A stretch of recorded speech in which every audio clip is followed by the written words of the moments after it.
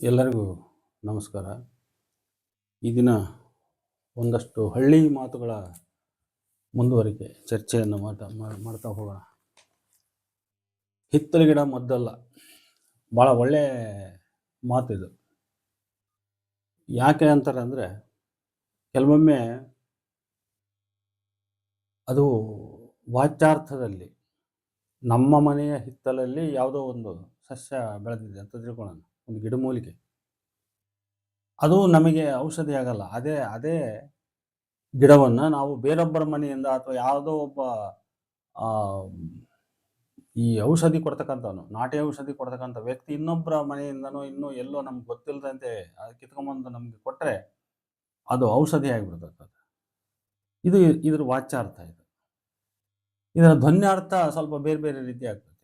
ಈಗ ನಮ್ಮ ಮನೆಯವರೇ ನಮಗೆ ಏನೋ ಒಂದು ಪರಿಹಾರ ಹೇಳಿದರೆ ಅದು ನಮಗೆ ಪರಿಹಾರ ಆಗಲ್ಲ, ಅಥವಾ ಅವ್ರ ಮಾತು ನಮಗೆ ಸೇರಿಕೆ ಬರಲ್ಲ, ಅಥವಾ ಅವ್ರ ಸಲಹೆ ಸರಿಯಾಗಲ್ಲ. ಅದನ್ನೇ ಬೇರೊಬ್ಬ ವ್ಯಕ್ತಿ ಯಾರೋ ಬಂದು ಹೇಳಿದರೆ ಅದು ನಮಗೆ ಪರಿಹಾರ. ಅಂದರೆ ನಮಗೆ ನಮ್ಮದರ ಬಗ್ಗೆನೇ ನಮಗೆ ನಂಬಿಕೆ ಸಾಲದು ಅಂತ, ತಿಳುವಳಿಕೆ ಕಡಿಮೆ.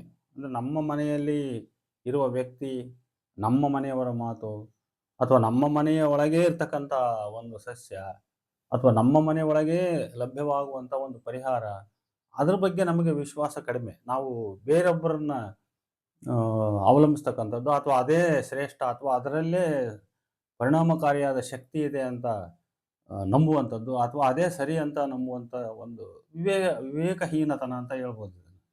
ಆ ಹಿನ್ನೆಲೆಯಲ್ಲಿ ಹುಟ್ಟಿರ್ತಕ್ಕಂಥ ಮಾತಿದು ಹಿತ್ತಲ ಗಿಡ ಮದ್ದಲ್ಲ ಅಂತ. ಆಮೇಲೆ ದೂರದ ಗುಡ್ಡ ಕಣ್ಣಿಗೆ ನುಣ್ಣಗ ಅಂತ ಭಾಳ ಮಂದಿ ಕೇಳಿದೆ ಈ ಮಾತು. ಅಂದರೆ ಯಾವುದೋ ದೂರದ ಒಂದು ವಸ್ತು ನಮಗದು ಭಾಳ ಒಳ್ಳೆಯ ರೀತಿಯಲ್ಲಿ ಅಂತ ಅನಿಸ್ಬಿಡ್ತದೆ ಅದು. ಆದರೆ ಅದ್ರ ಒಳಗಿನ ಹುಳುಕುಗಳು ನಮ್ಗೆ ಯಾವಾಗ ಗೊತ್ತಾಕವಂದರೆ, ನಾವು ಹೆಂಗೆ ಗುಡ್ಡದ ಹತ್ರ ಹೋದಾಗ ಅದರೊಳಗಿನ ಕಲ್ಲು ಮುಳ್ಳು ಬಂಡೆ ಎಲ್ಲ ಗೊತ್ತಾಗ್ತಾ ಹೋಗ್ತದೆ. ಅದರ ದೂರದಿಂದ ಗುಡ್ಡ ನೋಡಿದರೆ ಆ ದೂರದ ಗುಡ್ಡ ಕಣ್ಣಿಗೆ ನುಣ್ಣಗಾಗಿ ಕಾಣ್ತಾ ಇರ್ತದೆ. ಆಮೇಲೆ ದೇವ್ರದೊಂದು ಗಂಟೆ ಹೋದ್ರೆ ಪೂಜಾರಿದೊಂದು ಅದೇನೋ ಹೋತಂತೆ ಅಂತ ಒಂದು ಮಾತಿದೆ. ಅದು ಒಂದು ಸ್ವಲ್ಪ ಅಸಭ್ಯ ಶಬ್ದ ಇದೆ, ಅದರಿಂದ ಹೇಳಲ್ಲ ನಾನು. ಇದು ಏನರ್ಥ ಅಂದರೆ, ಒಬ್ಬ ವ್ಯಕ್ತಿ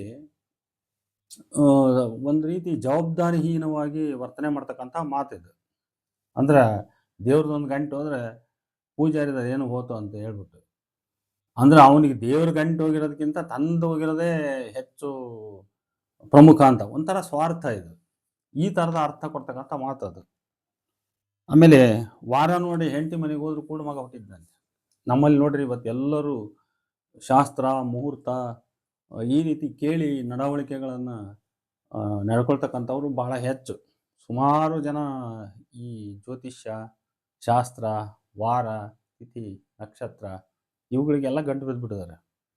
ಇಂಥವ್ರನ್ನ 12ನೇ ಶತಮಾನದಲ್ಲಿ ಶರಣರು ಅವತ್ತೇ ಇದನ್ನು ನಿರಾಕರಿಸಿದರು. ಎಮ್ಮವರು ಬೆಸಗೊಂಡರೆ ಶುಭ ಲಗ್ನವೆನ್ನಿರಯ್ಯ ಅಂತ ಹೇಳ್ಬಿಟ್ಟು ಹೇಳಿದರು. ಆದರೆ ನಮ್ಮವ್ರ ತಲೆಯಲ್ಲಿ ಇದು ಇನ್ನೂ ಇವತ್ತು ಹೋಗಿಲ್ಲ. ಆದ್ರೆ ಅದ್ರ ಪರಿಣಾಮ ಏನು ಅನ್ನೋದನ್ನು ಲೇವಡಿ ಮಾಡ್ತೈತೆ ಈ ಮಾತಿದು. ವಾರ ನೋಡಿ ಹೆಂಡತಿ ಮನೆಗೆ ಹೋದ್ರು ಕೂಡ ಮಗ ಹುಟ್ಟಿದ್ದ ಅಂತ. ಮತ್ತು ಒಳ್ಳೆ ಮಗ ಯಾಕೆ ಹುಟ್ಟಬಾರ್ದಾಗಿತ್ತು? ಇವನು ತಿಥಿ, ವಾರ, ನಕ್ಷತ್ರ ಎಲ್ಲ ನೋಡಿ ನಡ್ಕೊಳ್ತಕ್ಕಂಥ ಈ ವ್ಯಕ್ತಿ, ಇವನಿಗೆ ಮತ್ತೆ ಒಳ್ಳೆ ಮಗ ಹುಟ್ಟಬೇಕಾಗಿತ್ತಲ್ಲ, ಕೂಡ ಮಗ ಯಾಕೆ ಹುಟ್ಟಿದ ಅಂತ ಪ್ರಶ್ನೆಯಲ್ಲಿ. ಹಾಗಾಗಿ ಈ ಥರದ ಮೌಢ್ಯಗಳನ್ನು ಲೇವಡಿ ಮಾಡ್ತಕ್ಕಂಥ ಮಾತಿದು, ಜನಪದರ ಮಾತು. ಆಳು ನೋಡಿ ಹೆಣ್ಣು ಕೊಟ್ಟರೆ ಅದೇನು ಗಳ ಬಿಟ್ಕೊಂಡು ಹೊರಗೆ ಬಂದಿದ್ದ ಅನ್ನುವಂಥ ಮಾತಿದೆ. ಅಂದರೆ ಸುಮ್ಮನೆ ಹೊರಗಡೆ ನೋಡಲಿಕ್ಕೆ ಸುಂದರಾಂಗ, ಆದರೆ ಅವನು ಒಳಗಡೆ ಅವನಿಗೆ ಯಾವ ಸತ್ವ, ಯಾವ ಶಕ್ತಿ, ಸಾಮರ್ಥ್ಯ ಇಲ್ಲ ಅಂತ. ಇಂಥ ಒಂದು ಟೊಳ್ಳುತನದ ವ್ಯಕ್ತಿಯನ್ನು ಲೇವಡಿ ಮಾಡ್ತಕ್ಕಂಥ ಮಾತಿದು. ಆಮೇಲೆ ಕುಲಕ್ಕೆ ನನ್ನ ಆಟ ಅಂದರೆ ಆಳಿಗೀಟಿಟ್ಟು ಅಂತ. ಯಾರಾದರೂ ಈಗ ಬೈತಿರ್ತಾರೆ, ಅವ್ರೇನು ಮಾಡಿಬಿಡ್ತಾರೆ, ಒಂದು ಜಾತಿನ ಬೈದ್ಬಿಡ್ತಾರೆ, ಅಥವಾ ಒಂದು ಕುಲನ ಬೈದ್ಬಿಡ್ತಾರೆ. ಆದರೆ ಅಲ್ಲಿ ಒಂದು ಕುಲಕ್ಕೆ ಬೈದ್ರೆ ಅಂದರೆ ಇಡೀ ಆ ಕುಲ ಸಮುದಾಯದೊಳಗಿರೋ ಎಲ್ಲ ವ್ಯಕ್ತಿಗಳಿಗೂ ಬೈದಂತೆ ಅದು. ಆ ಬೈಗಳದ ಪ್ರತಿಯೊಂದು ಮಾತು ಕೂಡ ಪ್ರತಿಯೊಬ್ಬ ಕುಲದ ವ್ಯಕ್ತಿಗೂ ಹೋಗಿ ಅದು ಸಲ್ತದೆ. ಅದು ಅದರ ಪಾಲುದಾರನಾಗ್ತಾನೆ ಅವನು. ಅದಕ್ಕೆ ಕುಲಕ್ಕೆ ನನ್ನ ಆಟ ಅಂದರೆ ಆಳಿಗೀಟಿಟ್ಟು ಅನ್ನುವಂಥ ಮಾತಿದು. ಆಮೇಲೆ ಖಬರಿಗೇಡಿ ಕೈಗೆ ಕೊಬ್ಬರಿ ಕೊಟ್ಟರೆ ಅದು ಹೋಗಿ ಮಾಳಿಗೆ ಕುಂಬಿ ಮೇಲೆ ಇಟ್ಟಿತ್ತಂಥ ಮಾತು. ಅಂದರೆ ವಿವೇಕಹೀನ ವ್ಯಕ್ತಿ ಕೈಗೆ ಒಂದು ಮೌಲ್ಯಯುತವಾದ ವಸ್ತುವನ್ನು ಕೊಟ್ಟರೆ ಅದರ ಸದ್ಬಳಕೆ ಅಥವಾ ಅದರ ಮೌಲ್ಯ ಅದಕ್ಕೆ ಗೊತ್ತಿರಲ್ಲ. ಅದು ಹೋಗಿ ಏನೋ ಮಾಡ್ತತಿ ಅಂತ. ಅದೇ ರೀತಿ ಮಂಗನ ಕೈಯಾಗ ಮಾಣಿಕ್ಯ ಕೊಟ್ಟರೆ ಅದು ಮತ್ತೆ ಹೋಗಿ ಎಲ್ಲೋ ಮರದ ಕೊಂಬಿಗೆ ಹಾಕಿತ್ತಂತೆ. ಆ ಥರದ ಮಾತು ಕೂಡ ಇದ್ದಾವೆ. ಆಮೇಲೆ ಗುಡ್ಡಕ್ಕೆ ಹೋಗೋರ್ಗೆ ಮುಕ್ಕಳಕ್ಕೆ ಕುಡುಗೋಲಿಟ್ಟಿದ್ರಂತೆ ಯಾರೋ. ಅಂದರೆ ಕೆಲವರು ಹೆಂಗೆ ಅಂದರೆ ತಾವು ಸ್ವಂತ ಯಾವ ಕೆಲಸವನ್ನು ಕೂಡ ಅವರು ಮಾಡಿಕೊಳ್ಳಲ್ಲ. ಇನ್ನೊಬ್ಬರು ಏನಾದರೂ ಮಾಡ್ತಾರೇನೋ, ಅವರಿಂದ ನಮಗೊಂದು ಹೆಲ್ಪ್ ಆಗ್ತದೇನೋ ಅಂತ ಕಾಯ್ತಾ ಇರ್ತಾರೆ. ಹಾಗಾಗಿ ಯಾರಾದರೂ ಗುಡ್ಡಕ್ಕೆ ಹೋಗೋರಿದ್ರೆ ಅವ್ರ ಸೊಂಟಕ್ಕೆ ಒಂದು ಕುಡುಗೋಲು ಸಿಗಿಸಿ, "ಅಪ್ಪ ನನಗೊಂದು ಶಿವುಡು ಹುಲ್ ಕೊಯ್ಕೊಂಬ" ಅಂತ ಹೇಳೋಂಥ ಜನ ಅಂತ.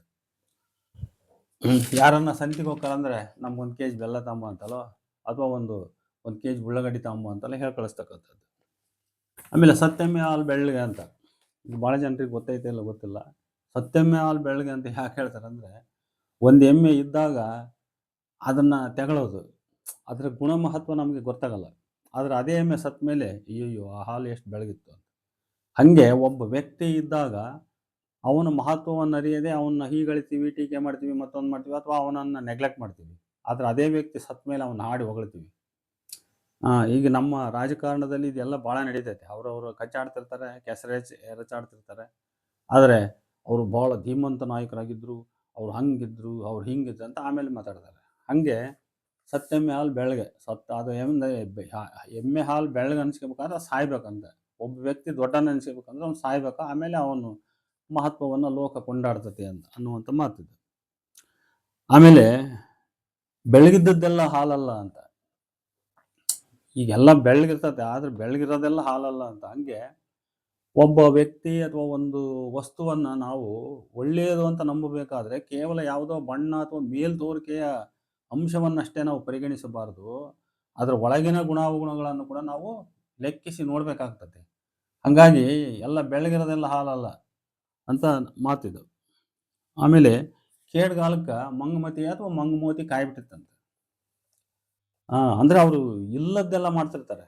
ಅವರು ಮಾಡ್ತಾ ಯಾವ ಅತಿರೇಕಕ್ಕೆ ಹೋಗಿರ್ತಾರೆ ಅಂದರೆ ಇನ್ನು ಮೇಲೆ ಇವರಿಗೆ ಕೇಡು ಸಂಭವಿಸ್ತದೆ ಅಂತ. ಹಾಗಾಗಿ ಇಲ್ಲಬಾರದ ಬುದ್ಧಿಗಳು, ಚದರಾಟಗಳು ಶುರುವಾಗಿಬಿಡ್ತವೆ. ಕೇಡ್ಗಾಲಕ್ಕೆ ಮಂಗಮತಿ ಕಾಯ್ಬಿಟ್ಟಿತ್ತು ಅಂತ. ಆಮೇಲೆ ಅದೇನೋ ಆರುವಾಗ ಜ್ಯೋತಿ ಅದು ಇನ್ನೂ ಹೆಚ್ಚು ಪ್ರಜ್ವಲಿಸಿ ಆರಿಬಿಡ್ತದಂತ, ನಂದಿ ಬಿಡ್ತದಂತ. ಹಂಗೆ ಆಮೇಲೆ ಕುಡ್ದೋನ್ ಬಲ್ನೆ ಕಿಸ್ಮಾತ ಅಂತ. ಕುಡ್ಕೊಂಬಂದಿರ್ತಾನೆ, ಅವನಿಗೆ ಯಾವುದಾದ್ರೂ ಗುಟ್ಟು ಹೇಳಿದರೆ ಅವನು ತನ್ನ ಬಾಯೊಳಗೆ ಅದನ್ನು ಇಟ್ಕೊಳ್ಳಲ್ಲ, ಅದನ್ನು ಕೇಳಲ್ಲ, ಅದನ್ನು ಹೊದರಿಬಿಡ್ತಾನೆ ಅವನು. ಅದರಿಂದ ಕುಡ್ದೋನ್ ಬಲ್ನೆ ಕಿಸ್ಮಾತ ಅಂತ ಅಥವಾ ಪಿಸುಮಾತ ಅಂತ ಅನ್ಬೋದು ಅದು. ಈಗ ಸಿಸ್ಟರ್ ಭಾಷೆಯಲ್ಲಿ ಪಿಸುಮಾತು ಅಂತ ಕರೀತಾರೆ, ಅದನ್ನೇ ಕಿಸಿಮಾತು ಅಂತಾರೆ. ಕಿಸ್ಮತ್ತಲ್ಲ, ಮತ್ತೆ ಕಿಸಿಮಾತು, ಕುಡ್ದೋನ್ ಬಲ್ನೆ ಕಿಸಿಮಾತ. ಆಮೇಲೆ ದನ ತಿನ್ನೋನಿಗೆ ಹಪ್ಪಳೇಡೇನಂತೆ. ದನ ತಿನ್ನೋನಿಗೆ ಹಪ್ಪಳೇಡೆ. ಆಮೇಲೆ ಹೆಣ ಊರನಿಗೆ ಅದೇನೋ ಭಾರವೇ. ಈ ಥರದ ಮಾತುಗಳೆಲ್ಲ ಇದ್ದಾವೆ. ದನ ಅಂದ್ರೆ ಏನೋ ಅವನು ದೊಡ್ಡದನ್ನೇ ತಿನ್ನುವಂಥ ಮನುಷ್ಯನಿಗೆ ಒಂದು ಹಪ್ಪಳ ಕೊಟ್ಟರೆ ಅದು ಹಪ್ಪಳ ಹೀಡಕತೆ ಏನಂತ. ಅದೇ ರೀತಿ ಒಂದು ದೊಡ್ಡ ಕೆಲಸ ಸಾಮರ್ಥ್ಯ ಇರುವಂಥ ವ್ಯಕ್ತಿಗೆ ಒಂದು ಸಣ್ಣ ಪುಟ್ಟದ್ದೆಲ್ಲ ಅವನಿಗೆ ಅದು ಈಡಾಗಲ್ಲ ಅನ್ನುವಂಥ ಮಾತಿದು. ಆ ಥರದ ಧ್ವನ್ಯಾರ್ಥದ ಮಾತು. ಆಮೇಲೆ ಗುಡ್ಡ ಬಗೆದು ಇಲಿ ಹುಡುಕಿದಂಗೆ ಆತು ಅಂತ. ಕೆಲವ್ರು ಏನೋ ಭಾಳ ದೊಡ್ಡ ಸಾಹಸ ಮಾಡ್ತೀವಿ ಅನ್ನಂಗೆ ಮೇಲೆ ತೋರಿಸ್ಬಿಡ್ತಾರೆ. ಅಥವಾ ಆ ಥರದ ಒಂದು ಸಂಭ್ರಮ ಅಥವಾ ಆ ಥರದ ಒಂದು ಹೊರತೋರಿಕೆಯ ಪ್ರದರ್ಶನ ಅದೆಲ್ಲ ಇರ್ತೈತಿ. ಭಾರಿ ಕೆಲಸ ಮಾಡ್ತಾರೆ, ಏನೋ ದೊಡ್ಡದು ಹುಡುಕ್ತಾ ಇದಾರೆ ಇವರು, ಅಥವಾ ದೊಡ್ಡ ಕಾರಣ ಇವ್ರ ಕ್ರಿಯೆಗೆ ಅಥವಾ ಇವ್ರ ಕರ್ತವ್ಯಕ್ಕೆ ಅದು ಹಿನ್ನೆಲೆಯಾಗಿದೆ ಅಂತ ನಾವು ತಿಳ್ಕೊಂಡಿರ್ತೀವಿ. ಆದ್ರೆ ಅದು ಫಲ ಸಿಗದಲ್ಲ. ಏನೋ ತಿಳ್ಕೊಂಡ್ಬಿಡ್ತಾರೆ, ಇಲ್ಲೇನೋ ನಿಧಿ ಅಂತ ಐತಿ ಅಂತ ಹೇಳಿ ದೊಡ್ಡದು ಗುಡ್ಡ ಬಗೆಯಕ್ಕೆ ಹೋಗ್ತಾರೆ, ಅದ್ರ ಕೊನೆಗೆ ಏನೂ ಸಿಗಲ್ಲ. ಅಲ್ಲಿ ಎಲೆ ಹುಡುಕಿದಂಗೆ ಎಲೆ ಸಿಕ್ಕಂಗೆ ಆಯ್ತು ಅಂತ. ಹಾಗೆ ಒಂದು ದೊಡ್ಡ ಕಾರಣ ಐತೆ ಇಲ್ಲಿ ಅಂತೇಳಿ ಏನೋ ಅದನ್ನು ಭಾಳ ಶ್ರಮ ತಗೊಂಡು ಪರಿಹಾರ ಕಂಡ್ಕೊಳ್ಳಿಕ್ಕೆ ಹೋದಾಗ ಅಲ್ಲಿ ಏನೂ ಸಿಗೋದಿಲ್ಲ. ಒಂಥರ ಡಿಸಪಾಯಿಂಟ್ ಆಗಿಬಿಡ್ತದೆ ಅದು. ಆ ಥರದ ಧ್ವನ್ಯಾರ್ಥದ ಮಾತಿದ್ದು, ಗುಡ್ಡ ಬಗೆದು ಇಲಿ ಹುಡುಕಿದಂಗೆ ಆಯ್ತು ಅಂತ. ಆಮೇಲೆ ಕಡ್ಡಿ ಗುಡ್ಡ ಮಾಡಿದ್ರು ಅನ್ನುವಂಥ ಮಾತು. ಕಡ್ಡಿ ಗುಡ್ಡ ಮಾಡಿದ್ರು ಅಂತಂದ್ರೆ ಸಣ್ಣ ವಿಷಯವನ್ನು ದೊಡ್ಡದು ಮಾಡಿದ್ರು ಅಂತ. ಈಗ ಏನೋ ಸಣ್ಣ ಪುಟ್ಟ ಜಗಳ ಇರಲಿ, ಸಮಸ್ಯೆ ಇರಲಿ, ಯಾವುದೋ ಭಾಳ ಚಿಕ್ಕದಿರ್ತದೆ, ಅದು ಒಂದು ಅಲ್ಪವಾದ ಒಂದು ಸಣ್ಣ ಮಾತಿನಲ್ಲಿ ಅದು ಬಗೆಹರಿದೋಗಂಗಿರ್ತದೆ. ಆದ್ರೆ ಅದನ್ನ ಮಾತು ಬೆಳೆಸ್ತಾ ಅದನ್ನೇನೋ ದೊಡ್ಡದು ಮಾಡಿಬಿಟ್ರೆ ಅವಾಗ ಹೋಗಿ ಕಡ್ಡಿ ಹೋಗಿ ಗುಡ್ಡ ಆಗಿಬಿಡ್ತದೆ. ಕಡ್ಡಿ ಹೋಗಿ ಗುಡ್ಡ ಮಾಡಿದ್ರು ಅಂತ. ಆಮೇಲೆ ಅಡ್ಗೋಡೆ ಮೇಲೆ ದೀಪ ಇಟ್ಟಂಗ. ಇನ್ನು ಕೆಲವ್ರ ಕಡೆ ಶೆಟ್ಟರ್ ಸಾಕ್ಷಿ ಹೇಳ್ದಂಗೆ ಅಂತನೂ ಅಂತಾರೆ. ಅಡ್ಡಗೋಡೆ ಮೇಲೆ ದೀಪ ಇಟ್ಟಂಗೆ ಅಂದ್ರೆ ಯಾರಿಗೂ ನಿಷ್ಠುರವಾಗಿ ಆಗಿರಬಾರ್ದಪ್ಪ. ಅವನಿಗೂ ನಿಷ್ಠುರವಾಗಿರಬಾರ್ದು, ಇವನಿಗೂ ನಿಷ್ಠುರವಾಗಿರಬಾರ್ದು. ತಾನು ಆಡುವ ಮಾತಿನಿಂದ ಆ, ತಾನು ಇಬ್ಬರಿಗೂ ಒಳ್ಳೆಯವನಾಗಿರ್ಬೇಕು ಅನ್ನೋದನ್ನ ಆ ಸ್ವಾರ್ಥ ಮನಸ್ಸಲ್ಲಿ ಇಟ್ಕೊಂಡು ಮಾತಾಡ್ತಕ್ಕಂಥ ಮಾತುಗಳು. ಹಂಗಾಗಿ ಆ ರೀತಿ ಸಾಕ್ಷಿ ಹೇಳೋರು ಅಥವಾ ಆ ರೀತಿ ನ್ಯಾಯ ತೀರ್ಮಾನ ಮಾಡೋರು ಅಂಥವ್ರನ್ನ ಗಮನದಲ್ಲಿಟ್ಕೊಂಡು ಹುಟ್ಟಿರ್ತಕ್ಕಂಥ ಮಾತಿದು. ಅಡ್ಡಗೋಡೆ ಮೇಲೆ ದೀಪ ಇಟ್ಟಂಗೆ ಅಂದ್ರೆ ಆ ಕಡೆಗೆ ಬೀಳ್ತದೆ ಬೆಳಕು, ಈ ಕಡೆಗೆ ಬೀಳ್ತದೆ. ಆಮೇಲೆ ಕಡ್ಡಿ ಮುರಿದಂಗೆ ಅಂತ ಮಾತಾಡ್ತಾರೆ ನೋಡ್ರಿ. ಕಡ್ಡಿ ಮುರಿದಂಗೆ ಅಂದರೆ ಯಾರಾದರೂ ಒಬ್ಬ ವ್ಯಕ್ತಿ ಒಂದು ಭಾಳ ಶಾರ್ಪ್ ಆಗಿ ಒಂದು ವಿಷಯವನ್ನು ಖಚಿತವಾಗಿ ಖಡಕ್ಕಾಗಿ ಮಾತಾಡ್ತಾನಂದ್ರೆ ಕಡ್ಡಿ ಮುರಿದಂಗೆ, ಗೆರೆ ಕೊರದಂಗೆ ಅಂತ ಹಿಂಗೆ. ಆಮೇಲೆ ಏನಾದ್ರು ಸಾಲಾಗೆಲ್ಲ ಕೊಟ್ರಂಗೆ ಗೆರೆ ಕೊರೆದು ವಸೂಲು ಮಾಡು ಅಂತ ಮಾತಾಡ್ತಾರೆ. ಗೆರೆ ಕೊರೆದು ವಸೂಲು ಮಾಡು ಅಂದ್ರೆ ಏನು ಮುಂದಕ್ಕೆ ಒಂದು ಹೆಜ್ಜೆ ಬಿಡಂಗಿಲ್ಲ, ಕೊಟ್ಟೆ ಮುಂದಕ್ಕೆ ಹೋಗ್ಬೇಕು ನೀನು ಅಂತ ಹೇಳ್ಬಿಟ್ಟು. ಆಮೇಲೆ ಒಂದೂರು ಗೌಡ ಇನ್ನೊಂದು ಊರಿಗೆ ಕರಕಟ್ಟ ಗೂಟಿದ್ದಂಗೆ ಅಂತ. ಅಂದ್ರೆ ಆ ಊರು ಗೌಡ ಅವ್ರ ಊರಿಗೆ ಅಷ್ಟೇ ಅವನು ಸೀಮಿತ. ಅವನ ಗೌಡಿಕಿ, ಅವನ ಮರ್ಯಾದೆ, ಅವನದು ಏನಿದ್ರು ತನ್ನೂರಲ್ಲೇ ತಾನು ನೋಡ್ಕೋಬೇಕು ಹೊರತು. ಆದರೆ ಅವನು ಹೋಗಿ ಇನ್ನೊಂದು ಊರಿನಲ್ಲಿ ತಾನು ಮರ್ಯಾದೆಯನ್ನು ಅಪೇಕ್ಷೆ ಪಡ್ತಕ್ಕಂಥದ್ದು, ಗೌರವವನ್ನು ಅಪೇಕ್ಷೆ ಪಡ್ತಾ ಅದು ಸರಿಯಲ್ಲ. ಯಾಕಂದರೆ ಒಂದೂರು ಗೌಡ ಇನ್ನೊಂದು ಊರಿಗೆ ಕರಕಟ್ಟ ಗೂಟ ಇದ್ದಂಗೆ ಅಂತ. ಇನ್ನು ಹೊಕ್ಕಿನ ಅಂತ ಹೇಳ್ಬಿಟ್ಟು ಒಕ್ಕಲಜೋಳ ಖಾಲಿ ಮಾಡಿದ್ರಂತೆ. ಯಾರೋ ಬೀಗರು ಮನೆಗೆ ಬಂದಿದ್ರು. ಒಬ್ಬರು ನಮ್ಮ ಬೀಗರು ಒಂದು 4 ದಿವಸ ಇರ್ತಾರೆ ಅಂದರು. 4 ದಿವಸ ಆಯ್ತು, 8 ದಿವಸ ಆಯ್ತು, 15 ದಿವಸ ಆದರೂ ಹೋಗಂಗಿಲ್ಲ. ಅಲ್ಲಿ ಅಲ್ಲ ಅಕ್ಕಪಕ್ಕ ಮನೆಯವರು ಏನ್ರಿ ಯಾವಾಗ ಊರಿಗೆ ಹೋಗೋದು ಯಾವಾಗ ಅಂತ. ಹೋಗ್ಬೇಕ್ರಿ, ನಾಳೆ ಹೋಗ್ಬೇಕು, ಮಧ್ಯಾಹ್ನ ಹೋಗ್ಬೇಕು, ಸಾಯಂಕಾಲ ಹೋಗ್ಬೇಕು ಅನ್ಕಂತ ಹಂಗೆ ಹೊಕ್ಕಿನಂತ ಒಕ್ಕಲಜೋಳ ಖಾಲಿ ಮಾಡಿದ್ರು ಅಂತ. ಮಗ ಉಂಡ್ರೆ ಕೇಡಿಲ್ಲ, ಮಳೆ ಬಂದರೆ ಕೇಡಿಲ್ಲ. ನೋಡಿ, ಇದು ಮಗ ಉಂಡ್ರೆ ಬಲಿಷ್ಠನಾಗ್ತಾನೆ, ಮಳೆ ಬಂದರೆ ಭೂಮಿ ಸಮೃದ್ಧಿಯಾಗಿ ಬೆಳೀತತೆ ಅಂತ. ಆದರೆ ಅದನ್ನೇ ಸ್ವಲ್ಪ ಮುಂದಕ್ಕೆ ತಗೊಂಡೋಗಿ ಮಾತಾಡಿದರೆ ಅತಿವೃಷ್ಟಿಯಿಂದ ಒಳ್ಳೆ ಮಳೆ ಬಂದರೂ ಕೂಡ ನಮಗೆ ಕೇಡೇ ಆಗ್ತದೆ ಅನ್ನೋದು ಇದ್ದೇ ಇದೆ ಮಾತು, ಸತ್ಯ. ಆಮೇಲೆ ಕಂಡದ್ದು ಬೇಡ ಮುಂಡೆದೆವು ಅಂತ ಬೈತಿರ್ತಾರೆ ನಮ್ಮಲ್ಲಿ. ಅದು ಏನಾರ ಕಂಡುಬಿಟ್ರೆ ಕಣ್ಣಿಗೆ ಅದು ನನಗೆ ಬೇಕು ಒಂಚೂರು ಕೊಡೋ ಅಂತ ಇದು ಮಾಡ್ಬೋದು. ಹಾಗಾಗಿ ಅವ್ರ ಬಗ್ಗೆ ಬೇಸರ ಪಟ್ಕೊಂತಾರೆ. ಅಂಥವ್ರ ಕಣ್ಣಿಗೆ ಏನಾದರೂ ವಸ್ತು ಬೀಳ್ದಂಗೆ ಮರೆ ಇಟ್ಟಿರ್ತಾರೆ. ಆ ಮನುಷ್ಯ ಬಂದರೆ ಬಿಡೋದಲ್ಲ, ಏನಾರು ಕೇಳ್ಬಿಡ್ತಾನಂತಂದು. ಈಗ ಒಂದು ಗುದ್ಲಿ ಚಲ್ಕಿ ಇರ್ಬೋದು ಮನೆಯಲ್ಲಿ, ರೈತರ ಮನೆಗಳಲ್ಲಿ, ಅಥವಾ ಇನ್ನೂ ವಿದ್ಯಾವಂತರ ಮನೆಯಲ್ಲಿ ಇನ್ನೊಂದು ಯಾವುದೋ ಬುಕ್ಸ್ ಇರ್ಬೋದು, ಮತ್ತೊಂದು ಇರ್ಬೋದು. ಅದು ಸಿಗ್ತದೆ, ನನ್ನ ಕಣ್ಣಿಗೆ ಬಿತ್ತು, ಇದೊಂಚೂರು ನನಗೆ ಕೊಡು, ಓದಿ ಕೊಡ್ತೀನಿ, ಅಥವಾ ಇನ್ನೊಂದು ಏನೋ ಮಾಡು, ಅಥವಾ ಈ ವಸ್ತು ನನಗೆ ಬೇಕು. ಈ ರೀತಿ ಅನ್ಯರ ವಸ್ತುಗಳ ಮೇಲೆ ಅಪೇಕ್ಷೆ ಪಡ್ತಕ್ಕಂಥ ಮತ್ತು ಅದನ್ನು ಬಿಡ್ದಂಗೆ ಕೇಳ್ತಕ್ಕಂಥ ಜನಗಳ ಮೇಲೆ ಬೇಸತ್ತು ಹುಟ್ಟಿರ್ತಕ್ಕಂಥ ಮಾತಿದು, ಕಂಡದ್ದು ಬಿಡೋ ಮುಂಡೆದೆವು ಅಂತ ಹೇಳ್ಬಿಟ್ಟು. ಆಮೇಲೆ ಏನಾದರೂ ದಾರಿಯಲ್ಲಿ ಮಕ್ಕಳುಗಳು ಕೂಡ ಅಷ್ಟೇ, ಕೆಲವು ಹಠಮಾರಿಗಳಿರ್ತವೆ. ಏನಾದರೂ ಕಣ್ಣಿಗೆ ಬಿತ್ತಂದ್ರೆ ನನಗೆ ಅದು ಬೇಕಂತ ಕೂತ್ಬಿಡ್ತಾರೆ. ಆಮೇಲೆ ಏರು ಮಾರು ಮರಣ ಇದನ್ನು ಬಲ್ಲವರು ಯಾರಿಲ್ಲ ಅಂತ ಒಂಥರ ಅನುಭವದ ಮಾತಿದು. ಏನು ಏರು ಅಂದರೆ ಈಗ ಮಾರುಕಟ್ಟೆ, ವಸ್ತು ಮಾರಾಟ, ಅದ್ರ ಬೆಲೆ ಇವತ್ತು ಏರ್ತತಿ, ನಾಳೆ ಇಳಿತೈತಿ. ಇದು ಯಾವಾಗ ಎಷ್ಟು ಏರ್ತತಿ, ಯಾವಾಗ ಎಷ್ಟು ಇಳಿತತಿ, ಇದು ಯಾರಿಗೂ ಗೊತ್ತಿಲ್ಲದ್ದು. ಆಮೇಲೆ ಮಾರು, ಅದೇ ಮಾರಾಟ ಮಾಡ್ತಕ್ಕಂಥದ್ದು. ಇದನ್ನು ಯಾವಾಗ ಮಾರ್ತೀವಿ, ತಗೊಂಡು ಹೋದ ವಸ್ತುನ ನಮ್ಗೆ ಗೊತ್ತಿಲ್ಲ, ಗಿರಾಕಿ ಬರಬೇಕು, ಅವ್ರಿಗೂ ನಮಗೂ ವ್ಯಾಪಾರ ಖಚಿತ ಆಗಬೇಕು, ತಗೊಂಡು ಹೋಗ್ಬೇಕು. ಹಾಗಾಗಿ ಏರು ಮಾರು. ಆಮೇಲೆ ಮರಣ ಯಾವಾಗ ವ್ಯಕ್ತಿಗೆ ಸಂಭವಿಸ್ತೈತೆ ಅಂತ ಗೊತ್ತಿಲ್ಲ. ಹಾಗಾಗಿ ಇವನು ಬಲ್ಲವರಿಲ್ಲ ಅಂತ. ಏರು ಮಾರು ಮರಣ ಬಲ್ಲವರಿಲ್ಲ ಅಂತ. ಆಮೇಲೆ ಕಟ್ಟಿ ಮ್ಯಾಗಿನ ವ್ಯಾಪಾರ ಘಟ್ಟಕ್ಕೆ ಹೋದ್ರೆ ಸಿಗದಂತೆ. ಕೆಲವೊಮ್ಮೆ ಇದು ನಮಗೆ ಯಾವುದಾದ್ರೂ ವಸ್ತುಗಳನ್ನು ಮಾರಾಟ ಮಾಡೋದ್ರಲ್ಲಿ, ಕೊಳ್ಳೋದ್ರಲ್ಲಿ ನಮ್ಗೆ ಆಗುವ ಅನುಭವಗಳಿವೆ. ಒಬ್ಬ ವ್ಯಕ್ತಿ ಬಂದು ನಮ್ಮ ಮನೆ ಮುಂದೆ ಏನೋ ಒಂದು ತಗೊಳ್ರಿ ಈ ರೇಟ್ ಅಂತ ಹೇಳ್ತಾನೆ. 50 ರೂಪಾಯಿ ಕೊಡ್ತೀನಿ, 75 ರೂಪಾಯಿ ಕೊಡ್ತೀನಿ. ಹೋಗಮರೆ ನೀನು ಭಾಳ ಹೇಳ್ತಿ, 25 ರೂಪಾಯಿ ಅಂತ ಕೇಳೋದು. ಆದರೆ ಅವನು 25 ರೂಪಾಯಿ ಅಂತ ಕೇಳಿದರೆ ಕೊಡೋದಿಲ್ಲ, ಮತ್ತು ಹೋಗ್ತಾನೆ ಪಾಪ, ಹೆಂಗೆ ಬೇಕಂಗೆ ಹಗ್ಗ ಬಾಯಿಗೆ ಬಂದಂಗೆ ಕೇಳಿ ಇನ್ನೇ ಕೊಡ್ತಾನೆ, ಹೋಗಲ್ಲ. ಆದರೆ ಅದೇ ವಸ್ತುವನ್ನು ನಾವು ಹೋಗಿ ಮಾರ್ಕೆಟ್ನಾಗ ಹೋದಾಗ 150 ರೂಪಾಯಿ ಆಗ್ತದೆ. ಅದಕ್ಕೆ ಇಂಥ ಅನುಭವದ ಹಿನ್ನೆಲೆಯಲ್ಲಿ ಹುಟ್ಟಿರ್ತಕ್ಕಂಥ ಮಾತು, ಕಟ್ಟೆ ಮೇಗಿನ ವ್ಯಾಪಾರ ಘಟ್ಟಕ್ಕೆ ಹೋದರೂ ಸಿಗೋದು. ಒಂದು ಒಳ್ಳೆ ಹತ್ತಿರದ ಸಂಬಂಧ ಯಾವುದಾದ್ರೂ ಅದು ಕೂಡಿ ಬಂದಿದೆ ಅಂದರೆ ಆ ಸಂಬಂಧ ಅದನ್ನು ನಿರಾಕರಿಸ್ಬಿಟ್ಟು ನಾವು ಮುಂದಕ್ಕೆ ಹೋದರೆ ಅದಕ್ಕಿಂತ ಕೆಟ್ಟದ್ದೇ ಆಗೋದು ಅಂತ. ಇದ್ರ ಬಗ್ಗೆ ಒಂದು ಸಣ್ಣ ಕಥೆ ನಾನು ಹೇಳಿದ್ದು ಬಿಟ್ಟು ಗೊತ್ತಿಲ್ಲ, ಹೇಳ್ತೀನಿ. ಒಬ್ಬನು ಯಾವನ ತೆಂಗಿನಕಾಯಿ ಖರೀದಿ ಮಾಡಬೇಕಾಗಿತ್ತು. ತೆಂಗಿನಕಾಯಿ ಖರೀದಿ ಮಾಡಬೇಕಾಗಿತ್ತು. ಒಂದು ಅಂಗಡಿಗೆ ಹೋದ. ಅಂಗಡಿಗೆ ಹೋದ, ಕಾಯಿ ಎಷ್ಟಪ್ಪ ಅಂದ. ಅವನು ₹1 ಅಂದ. ಒಡಮರೆಯ ಅಲ್ಲಿ ಹೋದ್ರೆ ಎಂಟಣಿ ಕೊಡ್ತಾರೆ, ನೀನೇನು ಎಂಟಣಿ ಕೊಡಲ್ಲ. ಅದಕ್ಕೆ ಅವನಂದ, ನೋಡೋಣ ನಾನು ಇಂಥ ಮಂಡ್ಯಾಗ ತಗೊಂಬಂದೀನಿ, ಆ ಮಂಡ್ಯಾರೇ ನನಗೆ 12 ಅಣೆ ಹಾಕಿ ಕೊಟ್ಟಾರೆ, 4 ಅಣೆ ಲಾಭ ಇಟ್ಟು ಮಾರ್ತೀನಿ, ನೀನು ಮಂಡಿಗೆ ಹೋಗು. ಇವನು ಸೀದಾ ಮಂಡಿಗೆ ಹೋದ. ಆ ತೆಂಗಿನಕಾಯಿ ಹೆಂಗೆ, ಅದು 12 ಅಣೆ ಅಂದರು. ಏನಪ್ಪ ಕಮ್ಮಿ ಕೊಡಲ್ಲ ಅಂತ. ಇಲ್ಲಪ್ಪ, ನಮಗೊಬ್ಬ ಯಾವನೋ ತೋಟದಾಗಿಂದ ತಂದು ಕೊಡೋನು ಅದಾನೆ, ಅವನೇ ನಮಗೆ 8 ಅಣಿಗೆ ಒಂದು ಹಾಕಿದ್ದಾನೆ, ನಾವು 12 ಅಣೆ ಮಾರ್ತಿದ್ದೀವಿ, ಅವನ ಹತ್ರ ಬೇಕಾದ್ರೆ ಹೋಗು ಅಂತ. ಅಲ್ಲಿ ಅವನು ಹುಡ್ಕೊಂಡು ಹೋದ. ಅವನು 8 ಅಣಿಗೆ ಒಂದು ಕಮ್ಮಿ ಇಲ್ಲ ಏನಂದ. ಅದು ಕಮ್ಮಿ ಇಲ್ಲ ಅಂದ. ನಾನೇ 4 ಅಣಿಗೆ ಒಂದು ತಗೊಂಬಂದಿನಪ್ಪ ತೋಟದಾರ ಹತ್ರ, ನೀನು ಹೋಗು, ಬೇಕಾದ್ರೆ ತೋಟದಾರ ಕೊಡ್ತಾರೆ.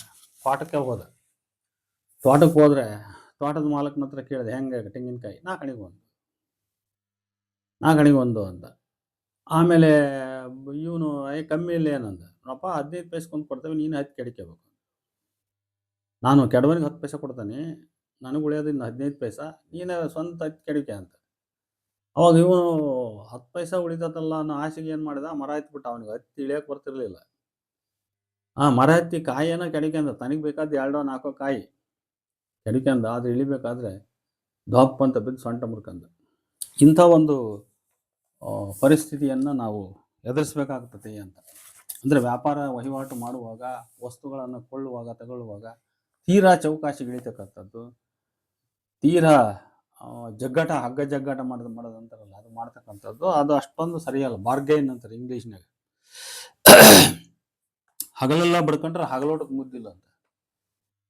ಕೆಲಸ ಮಾಡೋದೇನೋ ಕಟ್ ಮಾಡ್ದಂಗೆ ಮಾಡ್ತಾವೆ, ಬೆಳಗಿಂದ ಸಂಜೆ ಮಟ್ಟ ದುಡಿತಾವೆ, ಆದರೆ ಹಗಲೋಟಕ್ಕೆ ಮುದ್ದಿಲ್ಲ.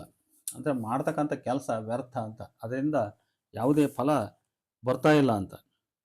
ಆಮೇಲೆ ಇಲ್ಲದ ನೆನೆಸ್ಕೊಂಡು ಕತ್ಲು ಕೊನೆಗೆ ಹತ್ತಿದ್ರಂತೆ, ಇಲ್ಲದ ನೆನೆಸ್ಕೊಂಡು ಕತ್ಲು ಕೊನೆಗೆ ಹತ್ತಿದ್ರಂತೆ ಅಂತ, ಅಥವಾ ಸತ್ತರ್ನ ನೆನೆಸ್ಕೊಂಡು ಹಿತ್ಲಾಗ ಹೋಗಿ ಹತ್ತಿದ್ರಂತೆ ಅಂತ. ಇಂಥವೆಲ್ಲ ಮಾತುಗಳದಾವೆ. ಸ್ವಲ್ಪ ವ್ಯತ್ಯಾಸ, ಪ್ರಾದೇಶಿಕವಾಗಿ ವ್ಯತ್ಯಾಸ ಆಗ್ಬೋದು, ಅಥವಾ ಬಾಯಿಂದ ಬಾಯಿಗೂ ವ್ಯತ್ಯಾಸ ಆಗ್ಬೋದು. ಅಂದರೆ ಒಬ್ಬ ಮನುಷ್ಯ ಯಾವುದೋ ಒಂದು ಬೇಕು, ನನಗೆ ಅಗತ್ಯ, ಕರೆಕ್ಟ್, ಆದರೆ ಇಲ್ಲದನ್ನೆಲ್ಲ ನಾವು ನೆನೆಸ್ಕೊಳಕ್ಕೆ ಹೋಗ್ಬಾರ್ದು. ನನಗದು ಬೇಕು, ನನಗಿದು ಬೇಕು ಅಂತ ಹೇಳ್ಬಿಟ್ಟು ಇದ್ದದರಲ್ಲೇ ನಾವು ಬದುಕನ್ನು, ಜೀವನವನ್ನು ಸಂತೃಪ್ತಿ ಪಡಿಸ್ಕೊಳ್ಳೋದನ್ನು ಕಲ್ತ್ಕೋಬೇಕು. ಅದು ಬಿಟ್ಟು ಅದಿದೆ ಆದರೆ ಅದಿಲ್ಲಲ್ಲ ಅಂತ ಹೇಳಿ ಹೋಗಿ ಎಲ್ಲೋ ನಾವು ದುಃಖ ಮಾಡ್ಕೊಂತ ಕುಂತ್ಕೊಂಡ್ರೆ ಅದರಿಂದ ಪ್ರಯೋಜನ ಇಲ್ಲ. ಅಂಥವ್ರನ್ನ ಲೇವಡಿ ಮಾಡ್ತಕ್ಕಂಥ ಮಾತಿದ್ದು. ಇಲ್ಲದ್ದನ್ನು ನೆನೆಸ್ಕೊಂಡು ಕತ್ಲಕೊಳಗಾಗ್ತದೆ ಅಂತ. ಆಮೇಲೆ ಮಾಡಿದ ಪಾಪ ಬೇಡಿದ್ರು ಬಿಡೋದು, ಅದು ಬೆನ್ನಿಂದ ಬಂದೇ ಬರ್ತದೆ. ಅದು ನಾವೇನಾದರೂ ಒಂದು ಪಾಪ ಮಾಡಿದರೆ ಅದು ಬೆನ್ನು ಬಿಡೋದು. ಅದು ಎಂದಾದರೂ ಒಂದು ದಿವಸ ಅದು ನಮ್ಮ ಮೇಲೆ ಪರಿಣಾಮ ಉಂಟು ಮಾಡ್ತತೆ ಅನ್ನುವಂಥ ಒಂದು ಅನುಭವದ ಮಾತಿದು. ಆಮ್ಯಾಗ ಸಿಟ್ಟಿನರ್ತಾಗ ಒಂದು ರೊಟ್ಟಿ ಅಂತ, ಇದು ಭಾಳ ಜನ ಅನುಭವಿಕರು ಮಾತಾಡ್ತಾರೆ. ಅಂದರೆ ಒಬ್ಬ ವ್ಯಕ್ತಿ ಸಿಟ್ಟಿನಲ್ಲಿ ಇರ್ತಾನೆ, ಇಲ್ಲ ಅಂತಲ್ಲ, ಅವನು ಕೋಪ ತೋರಿಸ್ಕೊಂತಿರ್ತಾನೆ, ಆದರೆ ಅವನ ಸ್ವಭಾವ ಒಳ್ಳೇದಿರ್ತೈತಿ. ಅವನು ಇನ್ನೊಬ್ಬರನ್ನ ಅರ್ಥ ಮಾಡ್ಕೊಳ್ಳೋದು, ಇನ್ನೊಬ್ಬರ ಕಷ್ಟಕ್ಕೆ ಸ್ಪಂದಿಸ್ತಕ್ಕಂಥ ಗುಣ ಇರ್ತೈತೆ. ಆದರೆ ಕೋಪಿಷ್ಟ ಅಷ್ಟೇ, ಅವನು ಶಾರ್ಟ್ ಟೆಂಪರ್ ಇರ್ತೈತೆ ಅವನಿಗೆ. ಆದರೆ ಅವನ ಹತ್ರಕ್ಕೆ ಒಂದು ರೊಟ್ಟಿ ಸಿಗೋದು. ಬೇರೆಯವ್ರು ಯಾರೋ ನಯವಾಗಿ ನುಣ್ಣಗೆ ಮಾತಾಡ್ತಕ್ಕಂಥವ್ರು ಏನು ನಮಗೆ ಪ್ರಾಣ ಹೋಗತ್ತಂದ್ರೆ ಒಂದು ಕಪ್ ನೀರು ಕೊಡಲ್ಲ, ಹಂಗೆ. ಆಮೇಲೆ ಕೇಡುಗಾಲಕ್ಕೆ ಮಂಗಮತಿ ಕಾಯ್ಬಿಡುತ್ತೆ ಅಂತ ಆಗಲೇ ಹೇಳಿದೆ ನಾನು. ಆಮೇಲೆ ಬಡ್ಡಿ ದಾಸಗೆ ಅಸಲಿಗೆ ಮೋಸ. ಕೆಲವರು ನೋಡ್ರಿ, ಬಡ್ಡಿ ಲೇವಾದೇವಿಗೆ ನಿಂತು ಬಿಟ್ಟಿರ್ತಾರೆ, ಅವರು ಭಾರಿ ಕೃಪಣರ, ಅವರು ಬಡ್ಡಿ ಸಾಲ ಕೊಡ್ತಿರ್ತಾರೆ ಅವರು. ಆದ್ರೆ ಸಾಮಾನ್ಯವಾಗಿ ಬಡ್ಡಿ ಸಾಲ ಕೊಡೋರು ಮತ್ತು ಕೆಲವರು ಅವ್ರು ಸ್ವಂತ ತಾವೇ ಕೊಡ್ತೇವೆ, ತಮ್ಮದೇ ದುಡ್ಡು ಅಂತ ಎಲ್ಲಿ ಹೇಳಲ್ಲ. ನಾನು ಅವ್ರು ತೆಗಿಸ್ಕೊಟ್ಟೆ, ಇವ್ರು ತೆಗಿಸ್ಕೊಟ್ಟೆ ಅಂತಲೇ ಹೇಳೋದು ಅವರು. ಯಾಕಂದ್ರೆ ನಾನು ಬಡ್ಡಿ ತಗೊಂಡೆ ನೇರವಾಗಿ ಅಂದರೆ ನನ್ನ ಬಗ್ಗೆ ಇವ್ರು ಏನೋ ತಪ್ಪು ತಿಳ್ಕೊತಾರೆ ಅಂತ ಅನ್ನೋ ಕಾರಣಕ್ಕಾಗಿ, ಇಲ್ಲ ನಮ್ಮ ಅಣ್ಣಂಗೆ ಕೇಳ್ತಾನೆ, ನಮ್ಮ ಮಾವನ್ ಕೇಳ್ತಾನೆ, ಅಥವಾ ನಮ್ಮ ಫ್ರೆಂಡ್ ಕೇಳ್ತಾನೆ, ಅವನ ಹತ್ರ ಅದಾವ, ನಿನಗೆ ಇಸ್ಕೊಡ್ತಾನೆ ಅಂತ ಹೇಳಿ ಆಮೇಲೆ ಬಡ್ಡಿ ಅವರಿಗೆ ಮುಟ್ಟಿಸ್ತಾನೆ ಅಂತಲೂ ಮಾತಾಡ್ತಾರೆ. ಈ ರೀತಿ ಬಡ್ಡಿಯ ಆಸೆಗೆ ಬಿದ್ದಿರ್ತಕ್ಕಂಥವ್ರಿಗೆ ಕೆಲವೊಮ್ಮೆ ಏನಾಗ್ತದೆ, ಅಸಲಿಗೆ ಮೋಸ ಆಗಿಬಿಡ್ತದೆ. ಗಂಟು ಹೊಡೆಯೋರಿರ್ತಾರೆ ಜನ, ಬಡ್ಡಿ ಕೊಡ್ತಾನೆ ಅಂದು ಅವ್ರು ಗಂಟು ಹಾಸ್ಕೊಂಡು ಹೋಗ್ಬಿಡ್ತಾರೆ. ಅವರು ಬಡ್ಡಿ ದಾಸನಿಗೆ ಅಸಲಿಗೆ ಮೋಸ ಅಂತ. ಆಮೇಲೆ ಕೆಲವರು ಸಾಲ ಇಸ್ಕೊಂಡು ಹೋಗಿರ್ತಾರೆ, ಆದರೆ ಅವರು ನೋಡ್ರಿ, ಸಾಹುಕಾರಕ್ಕೆ ನಮಸ್ಕಾರ ಹೇಳಿದ್ರೆ ಬಡ್ಡಿ ಬಿಡ್ತಾನೆ ಅನ್ನೋರು ಇರ್ತಾರೆ.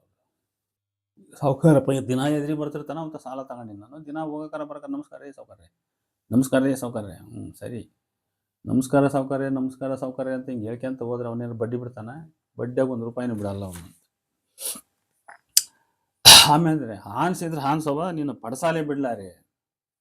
ಕೆಲವು ಹೆಣ್ಮಕ್ಳಲ್ಲಿ ಹುಟ್ಟಿರ್ತಕ್ಕಂಥ ಮಾತುಗಳಿವು. ಒಬ್ಬ ಹೆಣ್ಮಗಳು ದಿನ ಒಬ್ಬರು ಮನೆಗೆ ಹೋಗ್ತಿರ್ತಾಳೆ, ಆಕೆ ಮಂಡಿ ಒಂದು ರೀತಿ ಯಾವ ಕಾರಣಕ್ಕೂ ನೀನು ಎಷ್ಟು ಬೈದ್ರೆ ಆಕೆ ಬರೋದು ಬಿಡಲ್ಲ ಆಕೆ. ಅಂಥ ಅಂಥ ಒಬ್ಬ ಹಠಮಾರಿ ಹೆಣ್ಮಕ್ಕಳ ಸ್ವಭಾವದ ಮೇಲೆ ಇರ್ತಕ್ಕಂಥ ಒಂದು ಟೀಕೆಯ ಮಾತಿದು. ಹಾನ್ಸಿದ್ರೆ ಹಾನ್ಸವ ನೀನು ಪಡ್ಸಾಲಿ ಬಿಡ್ಲಾರೆ ಅಂತ.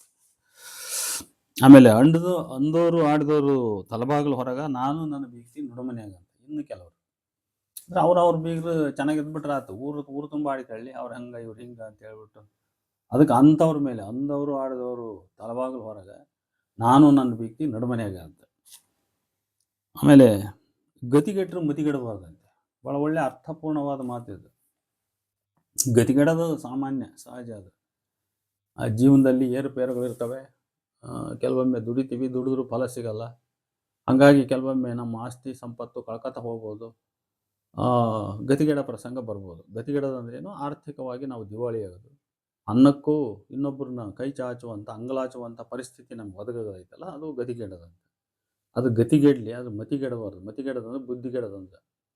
ನಮ್ಮ ಬುದ್ಧಿಯ ಸ್ವಾಸ್ಥ್ಯ, ನಮ್ಮ ವಿವೇಕ, ನಮ್ಮ ಆಲೋಚನೆ ಇದನ್ನು ನಾವು ಕಳ್ಕೋಬಾರದು ಅಂತ. ಅದಕ್ಕೆ ಗತಿಗೆಟ್ಟರು ಮತಿಗೆಡಬಾರದು ಅನ್ನುವಂಥ ಮಾತಿದು. ಆಮೇಲೆ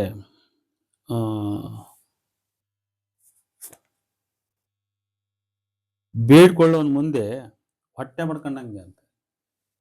ಇನ್ನು ಕೆಲವರು ನಾವು ಯಾರನ್ನ ಹೋಗಿ ಕೇಳ್ಬೇಕು ಅನ್ನೋದ್ರ ಬಗ್ಗೆ ನಮಗೊಂದು ವಿವೇಕ ಇರಬೇಕು.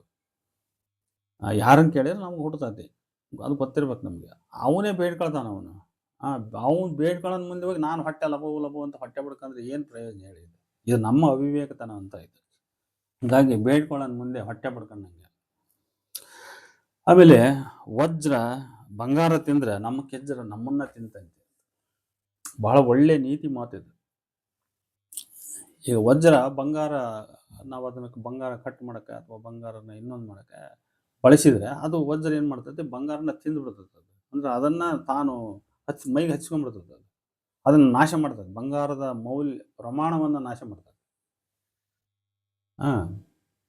ಅದೇ ರೀತಿ ನಮ್ಮ ಕಿಜ್ರ ಅಂದ್ರೆ ಏನು? ಮತ್ಸರ ಅಂತ.